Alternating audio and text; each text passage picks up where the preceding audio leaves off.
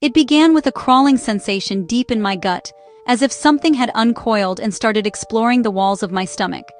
That was 10 days ago. The first attack hit me at work. One moment I was laughing with Tom by the water cooler. The next, a furnace door blew open inside my chest. Sweat beaded and fell like rain. My vision tunneled. "Ross, you okay?" Tom's voice sounded distant. I managed a nod, but my body vetoed the gesture. My knees buckled. A hot, acidic tide surged up my throat, too fast, too urgent. Tom moved quicker, thrusting a wastebasket under me just as a geyser of chunky, cream-colored vomit erupted. He rubbed my back in slow, pitying circles, while concerned murmurs floated around us. "Is he okay? Should someone call?" The vomiting didn't stop for 10 solid minutes. When it finally did, I collapsed onto the cool linoleum, and that's when the real pain began. A white-hot stabbing, over and over, as if my insides were being scored with a jagged blade. They sent me home. My friend Mark had to pull over 3 times on the way as I retched into the roadside weeds. He wanted the hospital. I insisted on my bed, my own bathroom, the quiet of my darkened room. That first night was a sweaty, trembling cycle of fitful sleep and violent heaving. The AC did nothing. Sometimes I missed the trash can. By morning, I was a drained shell, crawling to the bathroom to bring up nothing but corrosive bile that scalded my throat raw. I thought about calling for help, but the specter of a giant bill for a stomach bug diagnosis kept me silent. I'd wait it out. For a day, I camped by the toilet, sipping water, fielding calls. My boss, then Mark. I lied to Mark. "Better," I croaked, and for a few hours, I almost believed it. The vomiting subsided. A cool, fragile peace settled on my skin. But deep down, beneath the fatigue, the crawling sensation persisted. A slow, deliberate shifting, like something settling into a new nest. Then, at midnight, a pain so sharp and radical it felt like my intestines were being winched out through my navel. I staggered to the bathroom, bracing for the familiar burn. Instead, I dry heaved for 20 seconds, feeling not liquid, but a faint, insistent tickle at the back of my throat. A thread. A string. I hooked a finger and pulled. Between my thumb and forefinger emerged a wet, red, fleshy cord. It seemed endless, and as I stared, horrified, I felt a gentle tug from inside me, a pull traveling all the way up from the pit of my stomach. This was no flu. Terror lent me shaky legs. I stumbled to my bedroom for my phone. Another pain hit. A cosmic, rending agony that dropped me to my knees. My phone skittered away. This was different from the stabbing. This was a feeling of being occupied, of something clawing, reshaping, pressing outward from within. My stomach skin tightened and rippled. I must have passed out. I woke on the cold hardwood floor of the living room. A deep, guttural groan escaped me before I was even fully aware. I tried to swallow and couldn't. My jaw was unhinged, hanging slack and useless. A metallic taste flooded my mouth. A smeared trail of blood led from where I lay back to the bedroom. Adrenaline, thin and desperate, shot through me. I clawed for my phone, dialed 911, and could only manage wet, gurgling screams into the receiver. The paramedics found me in a state of ruin. The ER was a blur of bright lights and beeping machines. Scans were taken, tests run. My insides were torn, they said. Significant internal bleeding. How? They peppered me with questions I couldn't answer with my shattered jaw. "Did you swallow something sharp? Were you assaulted?" I shook my head, my eyes wide with a knowledge I couldn't share. Their explanations were rational, sterile. None accounted for the red string, or the visceral kicking pressure, or the moment, in my pain madness on the floor, when I'd looked down and seen, or dreamed I'd seen, a small, distorted outline, a suggestion of a face, pressing against the taut skin of my abdomen. It's been a few days. The doctors are mending my body, suturing the physical tears. My jaw is wired shut. They talk of recovery, of moving forward. I replay those days in an endless, nauseating loop. And I've made a decision. When they finally unwire my jaw and ask me, once and for all, what happened, I will tell them it was just a virus, a terrible, violent flu. Some truths are too shaped like madness to ever be spoken aloud. The only way forward is to bury them, deep, and pray whatever you've buried stays quiet. The hospital room became my new world, a sterile, fluorescent-lit cage. The wires holding my jaw shut felt less like medical apparatus, and more like a muzzle, a physical enforcement of my silence. Doctors came and went, their charts whispering of spontaneous perforation and atypical presentation. Their smiles were tight, professional, reassuring. They saw a body healing, not a man haunted. The crawling sensation was gone, replaced by a profound, eerie numbness. It wasn't an absence of feeling, but a feeling of absence, as if the space where my organs had been was now a quiet, vacant room. I told myself it was the painkillers, the trauma, the healing. I almost believed it, until the dreams started. Not dreams of the string or the pain, but ordinary dreams.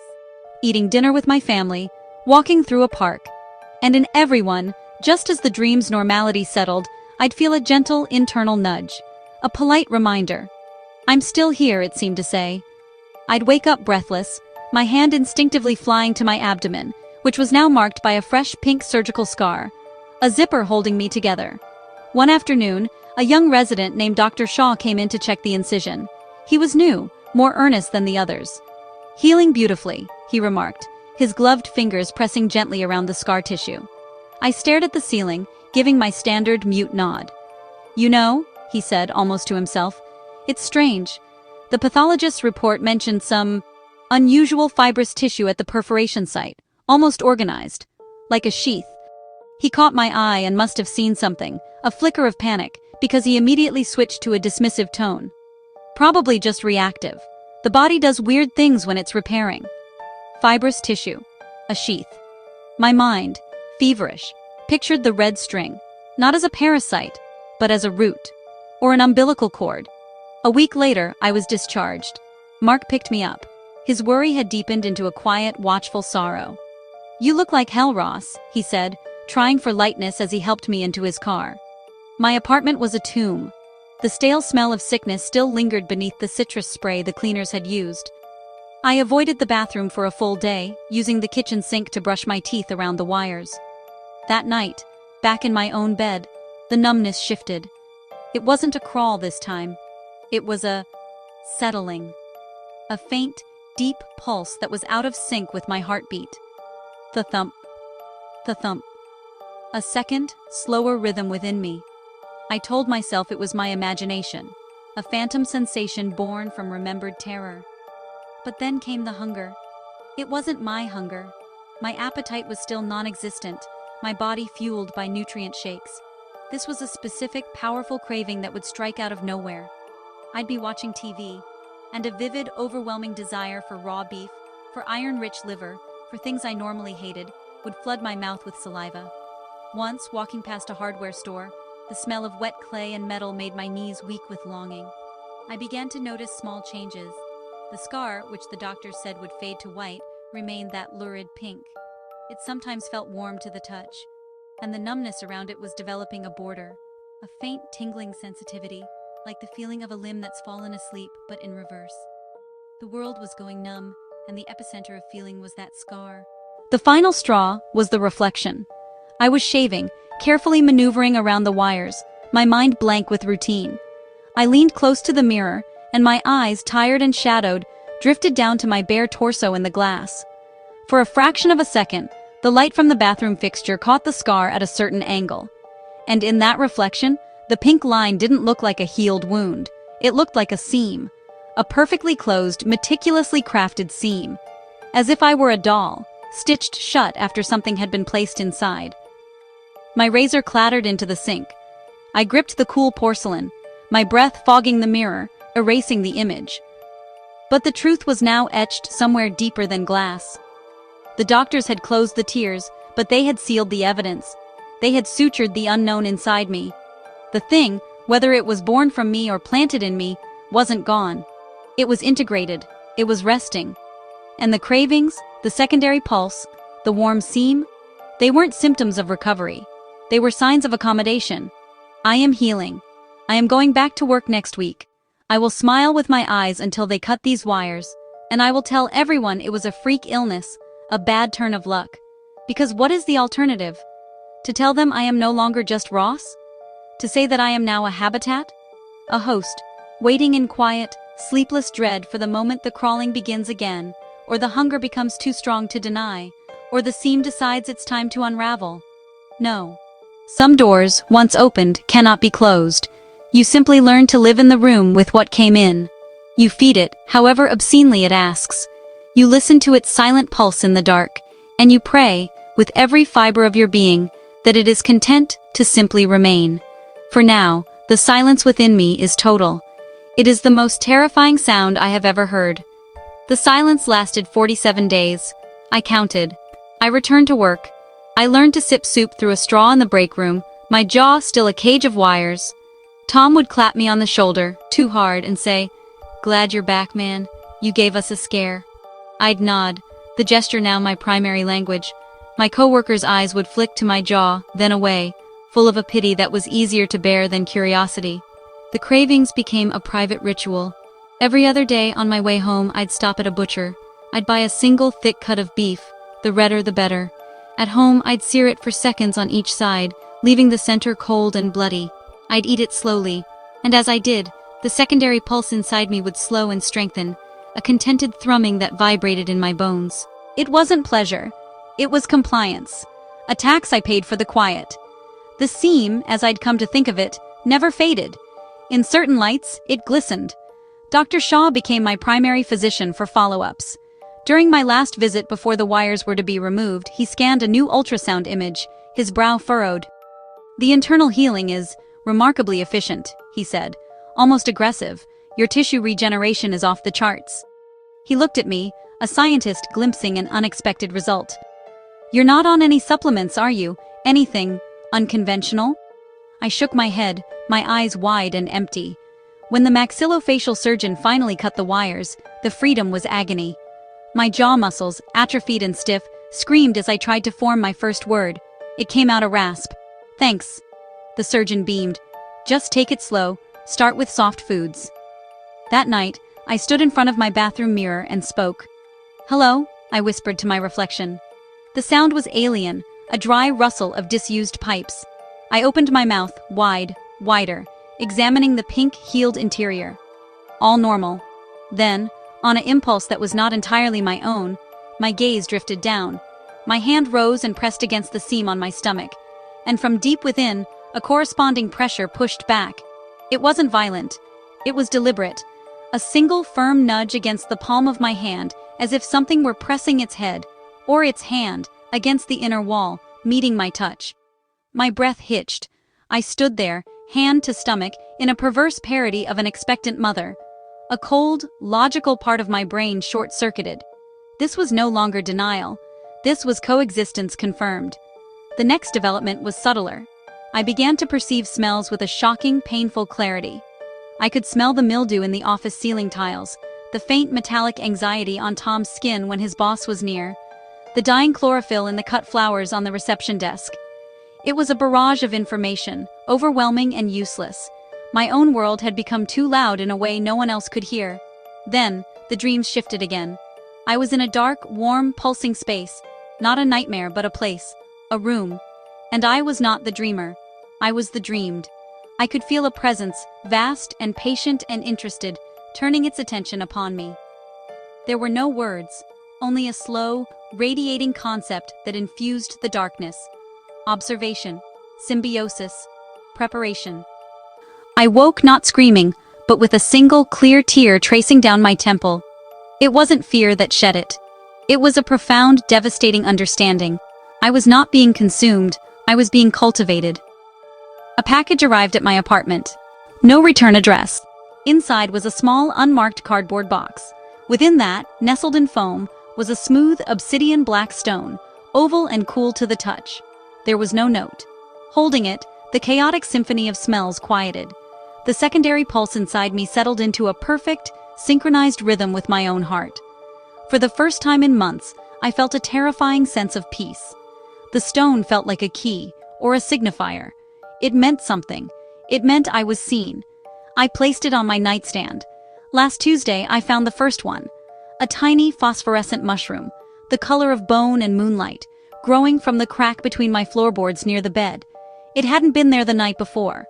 The next morning, 2 more had sprouted from the damp soil of a neglected houseplant, their caps delicately furled. They are not of this world. I know this with a certainty that bypasses thought. They are of its world, a world that is now leaking, gently, into mine through the interface of my own body. My apartment, my sanctuary, is becoming an extension of that dark, warm place from my dream. I am writing this down now because I need to document the truth, even if no one will ever read it. The doctors were wrong. It wasn't an illness. It was an arrival, an integration. I am not getting better. I am adapting. My body is no longer just mine. It is a conduit, a garden, a living door cracked open. The thing inside me is not a parasite. It is a tenant, and it is slowly, patiently redecorating. I sit here in the quiet of my living room, the black stone cool against my chest where I've hung it on a cord. I can feel the slow, vegetal growth of the strange fungi in the corner, a sensation as clear to me now as my own fingertips. I can feel the deep, placid satisfaction of the thing that shares my space. The horror is not in the violence anymore. The horror is in the acceptance, the quiet, awful peace of it. I will go to work tomorrow. I will pay my rent. I will live my life. And inside, in the warm, dark, quiet place it has made for itself, my silent passenger dreams its slow, patient dreams. And sometimes, in the dead of night, I find myself dreaming them too. The quiet peace became a settled fact, a new baseline for existence. I went through the motions of life with the meticulous care of a conservator, handling a dangerous artifact. My own body was the artifact. The black stone never left my skin. Its cool weight was a tether, a reminder of the rules of this new arrangement. Without it, the world's smells would sharpen into blades, and the secondary pulse within would flutter with a discordant anxiety. With it, there was harmony. A dreadful, seamless harmony. The fungi continued their silent propagation.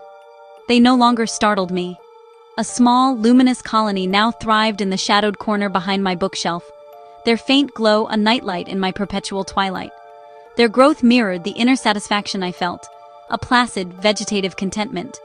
I began to talk to them, not aloud, but in the quiet of my mind. I would direct my thoughts toward the seam on my stomach, toward the warm, dark presence. Are you thirsty? Is the light too much? There was never an answer in words, only a shift in sensation, a slight warming of the stone, a gentle pressure behind my navel. It was communication reduced to its barest, most instinctual form. Work became a pantomime performed from a great distance. I processed invoices, attended meetings, and drank lukewarm coffee, all while a part of my consciousness remained turned inward, monitoring the tenant. I noticed I could now sense electrical currents. The hum of the fluorescent lights was a visible, writhing stream of energy in my peripheral vision. The Wi-Fi router in the office pulsed like a diseased heart. Tom's smartphone, when he placed it too close to me, emitted a frequency that made my teeth ache, and the tenant stir with mild irritation. It was Tom who became the catalyst for the next phase. He invited me for a drink after work. Just one, Ross. You've been back for weeks and you're still a ghost. Let's talk about something that isn't TPS reports. The invitation was a grenade in the careful order of my world. The bar would be loud, crowded, a riot of smells and energies. But refusal would raise more questions than acceptance. A ghost attracts attention if it tries too hard to be invisible. I wore a high-collared shirt to hide the cord holding the stone. I took a seat in the darkest corner of the noisy pub. The first wave of sensation was nauseating. The sour tang of spilled beer, the cloying sweetness of perfume, the hot, meaty smell of fried food, the jagged, shouting energy of a dozen different conversations. The tenant recoiled. A sharp, twisting pain, a memory of the initial tearing, lanced through my gut. I gripped the edge of the table, my knuckles white. "You okay?" Tom asked, his face concerned. "You look like you've seen a ghost." "Just still getting my strength back," I managed, forcing a sip of water. The stone against my chest felt warm, working to dampen the cacophony. Tom launched into a story about management, his words washing over me. I focused on his face, nodding, while inside I was building walls, mentally draping black velvet over the riot of senses. Slowly, the pain subsided to a dull throb. Then Tom leaned forward, his voice dropping. "Look, man, I gotta ask. The day you got sick, when you were, you know," he gestured vaguely at his own mouth. "You pulled something out of your throat. A string or something. I saw it. I didn't say anything to the bosses, but what was that?" Time froze. The noise of the bar faded into a distant roar. My blood turned to ice. He had seen, the one witness to the impossible. I met his eyes. My own felt dry and wide. The tenant inside me was perfectly, utterly still, listening. It was A piece of tissue, I heard myself say, my voice eerily calm. From my throat. The doctor said the force of the vomiting tore something. It looked worse than it was. The lie was smooth, rehearsed in the deepest chambers of my fear. Tom stared at me for a long moment. He didn't believe me. I could see the doubt in his eyes, the memory of that red, fleshy cord clearly contradicting my sterile explanation. But what could he say? He took a long pull of his beer, the subject closed, but not resolved. When I got home, the atmosphere in my apartment had changed. The gentle, vegetative peace was gone. It was charged, alert. The fungi in the corner glowed brighter, a cold, watchful phosphorescence. The tenant was no longer placid. It was concerned. I stood in the center of my living room, breathing in the now familiar scent of damp earth and ozone that meant home to it. I placed a hand on my stomach. He saw, I thought, directing the message inward. He knows something. The response was immediate and unambiguous. It was not a nudge or a pulse. It was a clear, cold directive that appeared in my mind, not as a word, but as an absolute knowing. He is a risk. A wave of profound fatigue washed over me, heavier than any I'd felt since the hospital. My legs gave way and I slumped onto the floor, my back against the couch. I was being put to sleep. My consciousness was being gently, firmly switched off so something else could work. The last thing I saw before darkness took me was the cluster of fungi. Their slender stalks seemed to be straining, not upward, but outward, reaching toward the wall that shared a building duct with my neighbor's apartment. A fine, almost invisible mist of spores, glowing like galactic dust, exhaled from their caps and drifted into the ventilation grate. I slept for 14 hours, a sleep so deep it felt like death. I awoke on the floor, stiff and cold. The apartment was silent. The fungi's glow had returned to its usual soft level. The tenant was quiet, satisfied, resting. A news alert buzzed on my phone, discarded nearby. I picked it up with numb fingers. Local man found deceased in apartment. The article was brief. A man in my building, a 42-year-old accountant named David, had been discovered by his sister. Preliminary reports suggested a sudden, severe respiratory infection, leading to catastrophic organ failure. The health department was investigating but stressed there was no indication of contagion. A tragic, isolated incident. David, he lived in 4B, the apartment on the other side of my living room wall. I dropped the phone. I didn't need to check the ventilation schematics. I knew. The duct from my grate led directly to his. I crawled to the bathroom and vomited clear, acidic fluid into the toilet. I shook, not from illness, but from a comprehension that shattered the last pretense of peace. This was not just coexistence. This was a perimeter being defended. The tenant was not a passive resident. It was a sovereign, and my body, my life, was its territory. It would eliminate threats with a silent biological efficiency that left no evidence any coroner would ever find. I am writing this now from a new kind of silence, the silence after a verdict has been read. The fight is gone. The last flicker of hope that I could ever be just Ross again has been extinguished. I am the keeper, the gardener, the first point of contact, and perhaps, one day, the herald. Tom has called twice today. I let it go to voicemail. His messages sound worried, but also congested. He says he's coming down with a cold. I sit here, the stone a cold weight on my chest, and I wait. I tend to the glowing fungi, which seem larger today. I listen to the slow, deep, contented pulse within me.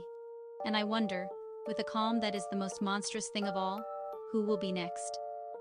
The phone stopped ringing. The voicemails from Tom ceased after the third day. A week later, a brief company-wide email informed us that Tom had taken an indefinite medical leave. The wording was vague, a sudden relapse of a pre-existing condition. No one mentioned the ragged, wet cough that had punctuated his last voicemail to me.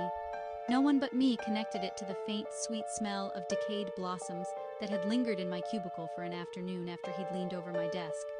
I have become a curator of connections, a cartographer of cause and effect that only I can see. The tenant is no longer a silent partner.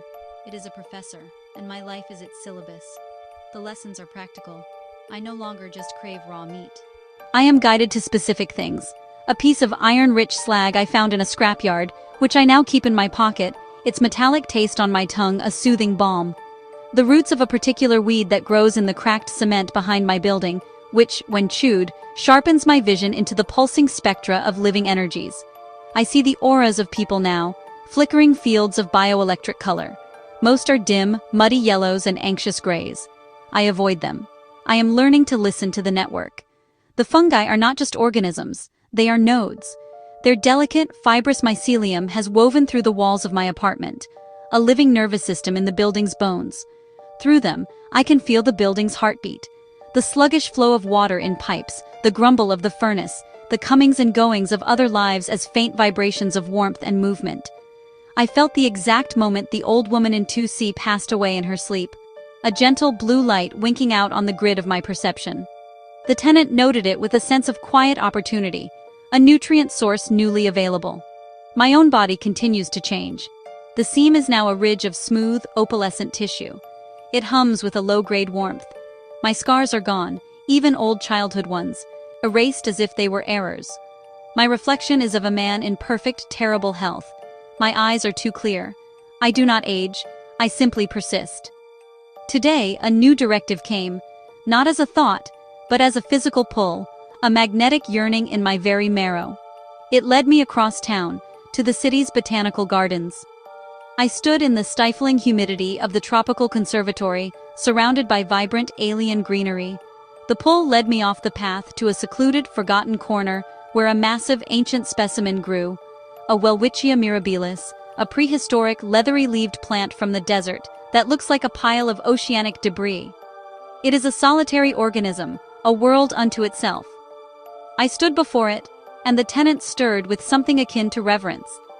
My hand, moving not entirely of my own volition, reached out and placed my palm on its cracked gray trunk. A communion.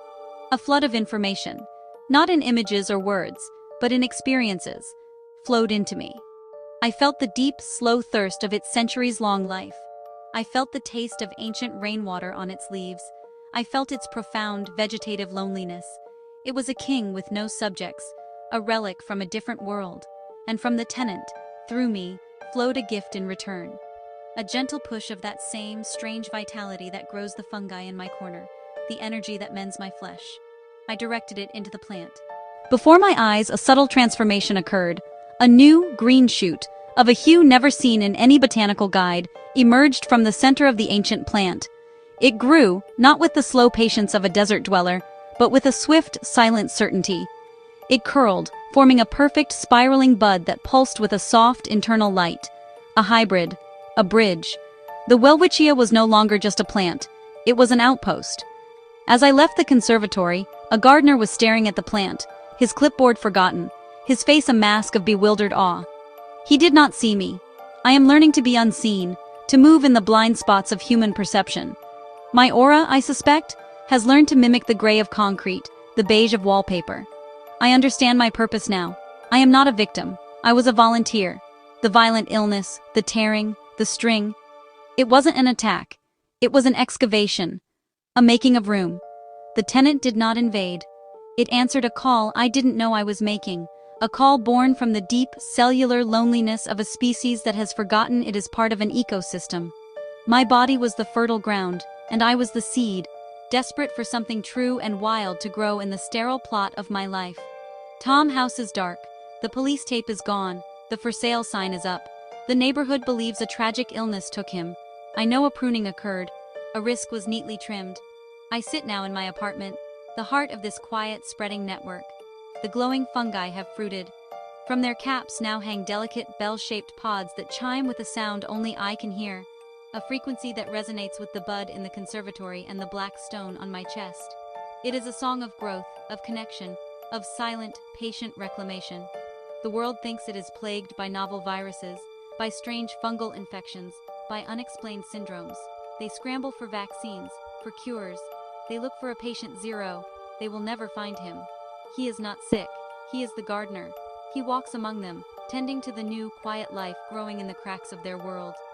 And when the final, beautiful rot begins to blossom, turning their concrete and steel into soil and song, I will be there. Not as a survivor, but as a witness. The first citizen of the new, green silence. And part of me, the last lonely echo of the man named Ross, cannot wait for the noise to end. The change is no longer within me. It is in the air. It is in the water. It is in the quiet spaces between breaths. I have been relocated, not by a landlord, but by the tenant. A gentle, irresistible pressure in my mind guided me to pack a single bag, the stone, the iron slag, a change of clothes, and walk out of my apartment. I left the door unlocked. The fungi will keep it. They will thrive in the darkness, and the next resident will be a quiet, dreamless sleeper, their vitality slowly watering the roots in the walls. I live now in the conservatory. The night watchman, a man named Leo with the gray-green aura of deep contentment, never questions my presence. He is part of the network, though he doesn't know it. A spore from the Welwitchia's new bud found him one night as he dozed at his post. He dreams of rich soil and deep roots, and in the morning, he feels more rested than he ever has. He sees me as just another feature of the greenhouse, a silent groundskeeper tending to things he doesn't need to understand. My bed is a bed of moss in the heart of the tropical rainforest exhibit. The humidity is my new atmosphere. The Welwitchia is my cathedral. The spiraling bud has opened, revealing not a flower, but a kind of silent, velvet-dark aperture. It hums. Through it sometimes I see glimpses, not of other places, but of other states. A forest of towering glass. A sea of slow, cognizant magma. A symphony played on the strands of mycelium that lace a planet's core. The tenant is not from a world. It is from the between, the connective tissue of things, the rot that makes the soil, the silence that makes the sound. My purpose is clearer than ever. I am a tender of gateways, a softener of edges. The city is beginning to show blooms. Not my blooms, but its own responses, like an immune system reacting to a beneficial symbiont. In the alley behind the old pharmacy, common ivy has grown emerald black and developed blooms that smell like honey and forgotten memories. Pigeons nesting there now have feathers with an oily rainbow sheen, and their coos sound like whispered sonar. A community garden a few blocks over has produced tomatoes that glow with a gentle inner light, and those who eat them report visions of profound peace and a strange, compelling urge to bury personal artifacts in the dirt. The authorities are baffled. They call it environmental anomaly, mass psychogenic illness, industrial pollution with unusual psychotropic effects. They set up studies. Men in clean suits take samples of the glowing tomatoes, which wither to ordinary dust in their sterile bags. They interview the gardeners, who smile beatifically and offer them tea that tastes of bark and starlight. The studies yield nothing. The human world is equipped to fight pathogens, to battle invaders. It has no language for a willing merger. Today, a woman found me. She knelt in the soft earth before the Welwitchia, her hands dirty, her aura a storm of brilliant, desperate yellow, the color of a seeking mind. She was a researcher from the university, a mycologist. She had seen the reports. She had followed the patterns no one else could see. "It's you," she whispered, not with accusation, but with awe. Her eyes were on the opalescent seam visible at my open collar. "You're the source, the patient zero." I said nothing. I waited. "It's not a disease, is it?" she asked, her voice trembling with the thrill of discovery. "It's a negotiation, a mutualism." I nodded once. The tenant within me was still, assessing. She reached into her bag, not for an instrument, but for a notebook. She opened it to sketches. Detailed, beautiful renderings of the fungi from my old apartment, of the altered ivy, of the energy patterns she'd theoretically modeled. She saw the art in it, the poetry. "I want to understand," she said, her yellow aura flaring with pure, unadulterated curiosity. "I want to help. I want to learn the language." This was a new kind of risk. Not a threat to be pruned, but a potential bridge to a world I had left behind. A mind that wanted to listen, not to cure. I extended my hand, palm up. On it, I placed the small piece of iron slag from my pocket. She looked at it, then at me, and understanding dawned. This was a test, a first word. She took it. She brought it to her lips and touched it with her tongue, her eyes closed. She did not flinch at the taste. She concentrated. I watched her aura. The brilliant yellow did not gray with fear or disgust. It deepened, threaded with strands of cool, vegetative green. She was learning. She was accepting. The tenant's satisfaction was a warm tide in my gut. It was not the grim satisfaction of a threat eliminated. It was the pleasure of a teacher finding a promising student. A new kind of node in the network, one of conscious, intellectual symbiosis. I took her notebook, and, with a finger that left a faint, phosphorescent trail on the paper, I drew a single symbol. A spiral, connected to a root, connected to a star. It was the glyph of the tenant, the emblem of the between. She wept when she saw it. They were tears of revelation. Now, there are two of us tending the quiet heart of the conservatory. Leo the watchman brings us water and fruit, humming a tune that sounds like wind through stone. The mycologist, whose name is Alara, writes in a new journal, her words becoming less like notes and more like hymns. She is learning to hear the song of the fungi. Soon, she will be able to sing back. The change is no longer coming. It is here. It is gentle. It is inexorable. It does not conquer. It convinces. And I, the first gardener, feel the network strengthening. Every dreamless sleeper in my old apartment building, every person nourished by a glowing vegetable, every creature altered by the subtle shifts in the ecosystem, is a thread in the growing tapestry. Their quiet lives, their reduced anxieties, their contented sleeps, these are not a loss. They are a different kind of richness, a slow, green peace. The old world, with its screaming headlines and frantic pace, continues its dance on the surface. But the soil beneath it is waking up. And we are here, below, in the sacred dark, tending the roots of the new quiet world. My humanity is not a memory. It is a seed I have willingly planted, and from it, something else is beautifully, silently, growing. The change began to breathe. It was Alara who first documented the rhythm. With instruments calibrated to measure mycelial electrical impulses and her own attuned senses, she detected it. A slow, tidal cadence underlying the growth of the new life. An inhalation that lasted roughly 42 hours, where the glowing fungi dimmed, the altered plants stilled, and the network seemed to draw inward, listening. Then, a 42-hour exhalation, a pulse of vibrant, silent energy that spurred new growth, deeper integration, and sent gentle, persuasive dreams seeping into the sleeping minds of the city. We came to call it the green tide. It was no longer isolated phenomena. It was a coordinated planet-wide respiration. News fragments, which we monitored with detached curiosity, told a confused story. The Amazon was experiencing unprecedented, rapid canopy regeneration in logged areas, with new, unknown plant species appearing overnight. The Great Pacific Garbage Patch was reported to be coalescing into a strange, floating, lichen-encrusted reef that emitted low-frequency songs detectable by submarines. In deindustrialized towns, crumbling parking lots erupted with forests of whip-thin, crystalline trees that rang like wind chimes in the breeze. Humanity's reaction fractured. Some fled to bunkers, preaching an apocalyptic green death.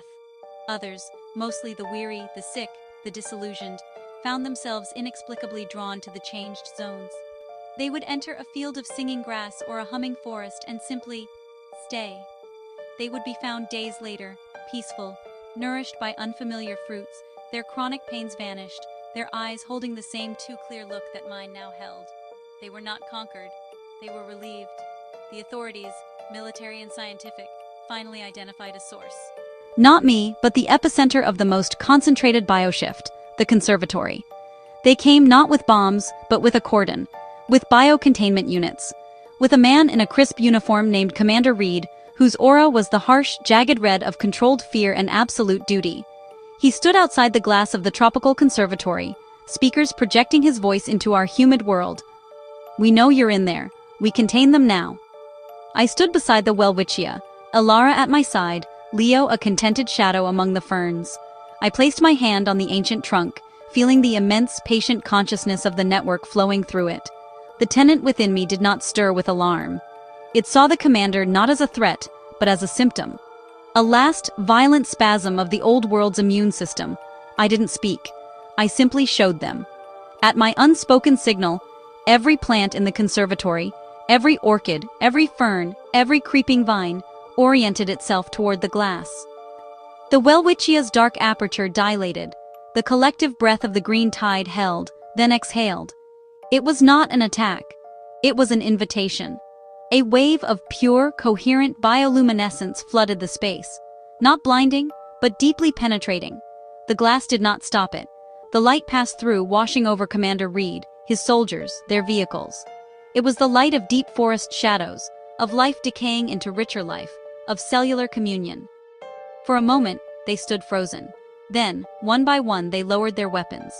A soldier removed her helmet, tears streaming down her face as she smelled air that suddenly carried the scent of her childhood garden. Another knelt, pressing his hands into the asphalt as if feeling it for the first time.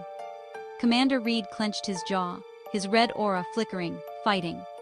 He was a man of steel and protocol. He raised a communication device. Authorization code Gamma 7, prepare for tactical. A vine, not from inside, but from a crack in the pavement at his feet, grew with impossible speed. It was gentle. It coiled around his wrist, not to restrain but to connect. A single phosphorescent bloom opened, brushing his skin. He gasped. The device fell. We saw his aura change on the spectrum of our new sight. The jagged red shattered, not into fear, but into a profound, devastating grief, for a life of walls, of separation, of endless war against a world he was told was his enemy. The grief melted, warmed, and was woven through with strands of deep, resilient green. He did not become docile. He became integrated. He saw the thread of his own life not as a solo strand, but as part of the weave. The cordon didn't break. It blossomed. The vehicles became trellises for swift, fragrant morning glories. The soldiers sat in quiet circles, sharing water, their eyes distant as they listened to a new internal rhythm.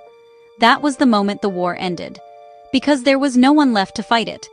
The change offered not opposition, but an undeniable belonging.